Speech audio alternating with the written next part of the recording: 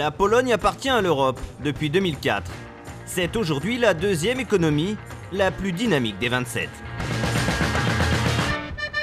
Mais la Pologne, c'est aussi la culture de la terre. Près de 15% de la population active travaille dans l'agriculture, soit 4 fois plus qu'en France. Là, mon exploitation, vous voyez, c'est à peu près 650 hectares. Avec 650 hectares et plus de 400 vaches, on peut dire que Yann est une exception. Ici, les grandes exploitations sont plutôt rares. Seul 1% dépasse les 100 hectares. Dans la famille, on est dans l'agriculture de père en fils depuis plusieurs générations. Moi, j'ai réalisé que j'avais ça dans mes gènes. Alors, j'ai décidé d'acheter une ferme d'État dans les années 90. Après l'expérience communiste, les grandes exploitations ont disparu. Le paysage agricole polonais d'aujourd'hui, c'est surtout des petites fermes traditionnelles. Il faut comprendre que ce genre d'exploitation, là, comme la mienne, c'est ce qu'il y a de plus dur à gérer. Il n'y a pas beaucoup de gens ici qui veulent s'en occuper. Il faut à la fois des financements, du savoir-faire et il faut même gérer la comptabilité.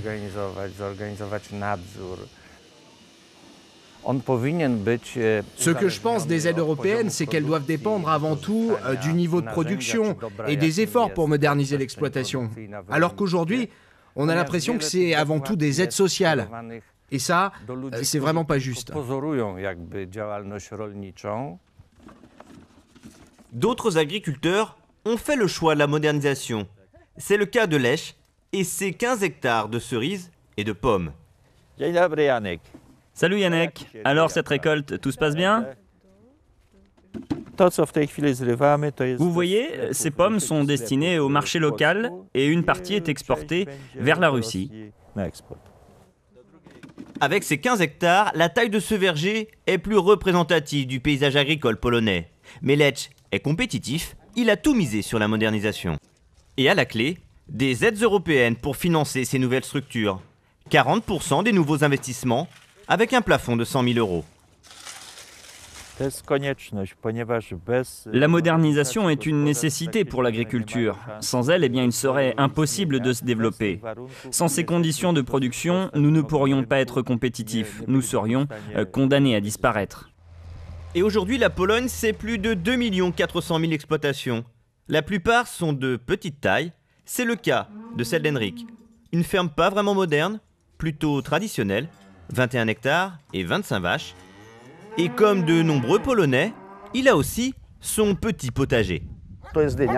Vous voyez ça, cette grosse citrouille?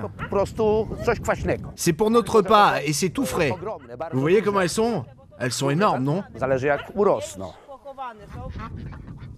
Rien n'est destiné à la vente, c'est bien sûr pour sa propre consommation. Son exploitation, Henrik le sait, ne sera pas reprise par ses enfants.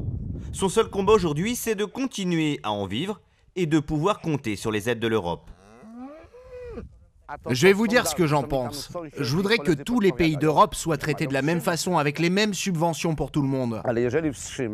Vous savez, il y a des rumeurs qui disent qu'on va couper les aides directes. Si ces aides directes disparaissent, je trouve ça inadmissible.